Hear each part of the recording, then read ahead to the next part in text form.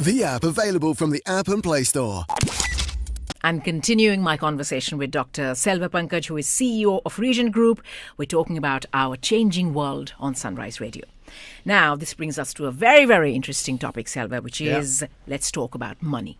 Yes. And right at the onset, you have explained how traditionally many people think that, the M word, money, is not to be mentioned because it's bad or it's, unimportant or it's the wrong thing to be concentrating on in life. There's so much more than just money and all of that.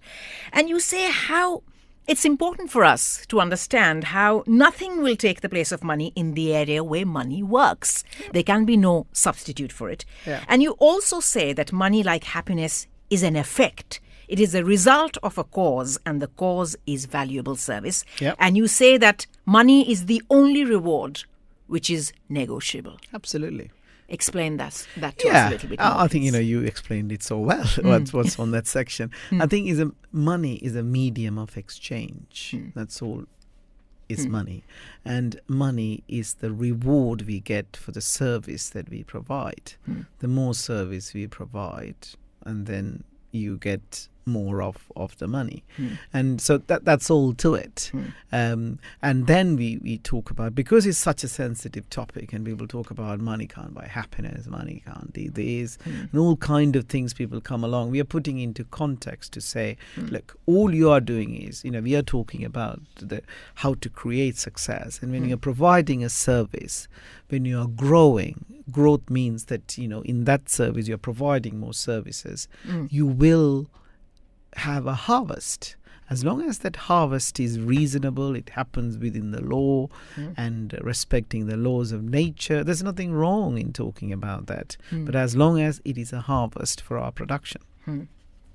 Now, Selva, you also mentioned how much money we make, rather, could also be determined by the demand for what we do, Absolutely. right? We are saying right at the onset that money is an effect, and it is the effect of a valuable service. That's right. How badly that service that we provide is needed would also directly impact how much it's going to benefit us in terms of money, right? So is it about concentrating on what it is that we are good at and therefore concentrating on that, becoming the best in that, and doing all we can to provide that valuable service so that the return is just as much? That's right. I think you've got to again put it into context. Once you have set up your goal, once you know your purpose and why you exist, and then you're growing towards that. We talk about what is success. Success is a progressive realization of a worthy goal. So you're going in that journey, and when you're going in the journey, as we correctly identified in the section, what we're talking about is the demand for what we do, the ability of doing it, and the difficulty of replacing it. One is indispensable, but I think those three things is going back to it is the demand and supply. But if you really look at it, the demand, what you do, sometimes certain things has got demand. Someone said horse riding. There's a demand. Some people might say, oh, there's no real purpose, but there is a demand for that. That's how the footballers or the celebrities and things. So demand for what you do is there. Then it comes to ability of doing it. That's where the learning comes in. You perfect it. You become good at it. How well are you doing what is expected of you? Absolutely. And then by doing that, replacing you is pretty hard, and your stock price goes up. Once your stock price goes up, your harvest goes up. But it's all about that growth in the context of harvest, and when you're good at it, the harvest will go up. I like the way how you equate our ability to do something well, our ability to meet all these three things that you just pointed out with success, and how a lot of people often put success down to luck. But you also point out how luck is nothing but preparedness meeting opportunity. I mean, absolutely. I think we've got to really underline this particular concept, and we hear that all the time. Oh, he's lucky, she's lucky, and then those kind of terminologies. And whilst we don't want to necessarily say it's right or wrong, people have got their views, but our view is luck means preparedness and readiness to meet the opportunity. You could sit next to somebody who is whatever in their career or whoever they are, And, taking a photographs or taking a selfie and putting it in your Facebook. Some people do that in life.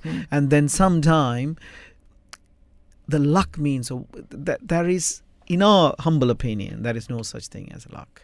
It's about, as you said, preparedness and readiness to execute that opportunity. And sometime they also say, and we are linked back to character to this, very interesting, sometime you will get to a position, but in order to maintain that position, you've got to have a character. So the ability, and sometimes they'll say, if it's a promotion sometime, maybe someone says so, and they say, he's lucky, she's lucky, but can they maintain it? And for that, you need character. To sustain what you've achieved. Absolutely. It's pretty deep. So therefore, I think I think we loosely use that. I don't think anyone truly mean it. But it's our paradigms, isn't it? The words, and it's almost a slang, I would say, rather than people really mean it. They're lucky, things like that. Now, you also say in this chapter how most of us, rather all of us, we earn in exact proportion to our service. Yeah. So as you're saying that if you want a growth in your fortune, then you need to be willing to learn more. You need to be willing to constantly push the boundary and work towards wherever it is that you've seen yourself. That's right. Eventually. Absolutely. Again, it comes back to, because sometimes it's so simple. It comes back to, again, cause and effect. Action, reaction. So as we said, every action has got its equal and opposite reaction. So it comes back to what you exactly said. So what we put, what you get. So it all goes back to this basic law. And then you are looking at different context in that law. So if you want a bigger reward, first you have to put it. And it's so interesting. There's another way to explain it. It's like sitting in front of a heating or a wood heater and say, give me the heat. Heat won't come if you don't put the wood. First put the wood and the heat will come. And the problem is, the challenge is, the majority of the population want the heat first and they haven't worked it out. They're going to put the wood first. That's the challenge. Why do you think, Selva, our default setting is to settle for a lot less than what we are worth, what we are capable of? Does it all again come down to subconscious paradigms and self-image, and again, you're programmed, and from young age, that's what you have seen. A person, especially my mentor always said, a person who earns $50,000 doesn't even think about somebody earning $500,000. They can't even dream about it because they locked themselves into that. So that's all I can do. But they can earn anything that they like. But they got to first program themselves. And once they program themselves, it happens. But the paradigms, going back to the language, that's what they're programmed. That's what they think. That's what they don't think. And then even if they try to think, and then they're about to come in, the awareness level, there's a mass motivation there, and then the other person says, are you mad? How can you do that? And they say, all right, then maybe they're right. And what do? You conform. So you're not, the opposite of courage is not cowardice. You conform. Maybe he's right, she's right. And then most of the time is they are slightly senior, or they are teachers, or they are parents, or they are siblings, and they say, they must be right, then I'll go back to my $30,000 or whatever it is. So that's the problem. So once you set your own, it's like we talk about in another lesson, it's about our life is like a thermostat. So if you put the room temperature, wherever you set it, so you put it at 23, and in case if you open the door, the cold air comes in, suddenly it'll pump some heat into the room, and suddenly you're 23, and then you close the door and it re-regulates itself. And we talk about that. It's a great book written by Maxwell Maltz called The Psycho-Cybernetics, and he's relating the human behavior to that thermostat. So if you said to yourself that, that's all you get to. So you'll settle in nicely. You might go up a bit sometime. You come down, you up a bit, but you set your thermostat. Imagine you put it at 30 degrees. You maintain at 30 degrees. So 23 and 30 is $50,000 versus $500 million. It's the same. What do you think would bring about that change in our behavior so we can actually even dream of setting the thermostat to 30, 40, 50? Does it have to be something drastic? Does it have to be something tragic? Or could we just, even in normal circumstances, as you say, as long as we understand the laws of nature, we could start that journey of reprogramming and repositioning? The first thing you need to know, there's a thermostat on the first place in life. That's the biggest trouble.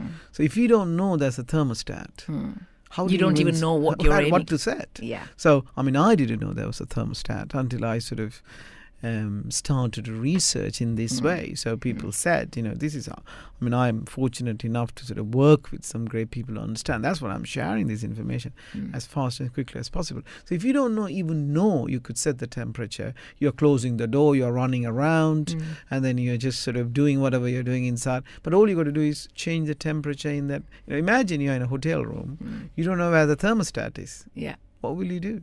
Yeah. That's the life I think we are. We don't know where the thermostat is. We're just running around. So essentially, you're looking for that first, being aware that there is one, Exactly. looking for it, and then kind of reprogramming. Then it's so simple, isn't it? You put 23, it's at 23. Yeah. You know what? I feel like 30. Yeah. Stick it in 30, and it'll go to 30. So I know that, how each of these different topics that we've discussed in this series, how all of them are interlinked and all of them reiterate the same kind of philosophy. That's right. Where it is one thing leading to the other. And as you're constantly saying, at no point in life do we arrive at a situation where we say, that's it, we're there and no more. It is a constant process of reevaluation and pushing the boundary and moving on to the next level. Absolutely. And reminding ourselves, right, where Absolutely. we started and which way we're going. So as you say in this again, that decide what you want, set your own goals, and you need to start working on them now. Absolutely. It's never too late. And it's not age, it's not your circumstances. I'll do it when I retire, I'll do this. It isn't like that. Just get it done now. Start today. And I think, it could be anything in our life, because it's, again, our paradigms, our language, I keep going back to it, where people can relate to it quickly. So you are just trying to delete something that you know. And then in business terminologies, business schools talks about this unlearn to relearn now. So I think it's the terminology London Business School. And that's what it means. So they talk about unlearn to relearn. What do you mean unlearn to relearn? It's exactly what we are talking. But we are talking in the layman terms, and they are talking to the professors. And then one of the things we're trying to do is, the book I was talking about with you earlier as well, the language we are writing this, not for professionals to read and tap each other and say, oh, that's a wonderful book. Yeah. You took that theory and you made it so nice and analyzed it. We are not writing for that. We are writing to the layman. Somebody on the street. Somebody can read this and say, I understand that. Actually, Selva, let me make a confession right there. When I was told that I would have to do this series of interviews, and I looked at all the material that was there for me to read and, prepare my questions. My first thoughts, naturally, instinctively, I thought, all right, this is going to be a lot of hard work. This is like going back to school, sitting an exam. But when I started reading exactly as you're saying, I could see myself in all these scenarios. There's nothing that you talk about which is only for a specific set of people or only for a specific kind of person.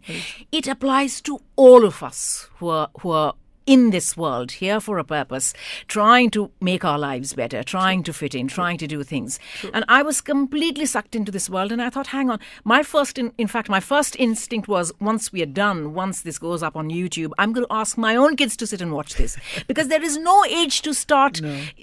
A lot of it will make sense, perhaps with a little bit more experience in life than an 11-year-old or a 14-year-old will have. But what you're saying is something so basic yet so true, and something that everyone can relate to. And I think that is where the beauty of this program lies, that it's not specifically for students or for businesses. It is for each one of us to kind of really absorb this and see what we take away from it. True. And I think, you're talking about the age, and I think, and I also had the same view, maybe I have mentioned before as well. And I used to think, again, I'm learning as well every day. And maybe on one of the programs I may have said, oh, you got to be a little bit matured. But now, learning this material, even last time to this time, between our recording sessions, it's like the language. As a child, I could learn Hindi, but I will appreciate the intricacies of the language, the beauty of the language, maybe when I'm matured. So it's easy to learn the language when you are young. So therefore, if they start learning this when they are young, they may not fully understand it, but it's been programmed. Yeah.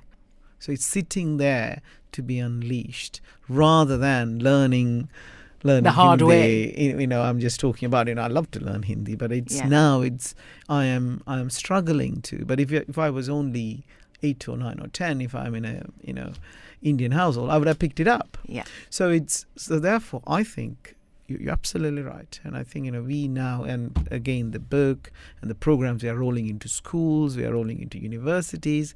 So let's start this. Let's put them into their subconscious, and at some point it'll unleash. Download the app from the App and Play Store.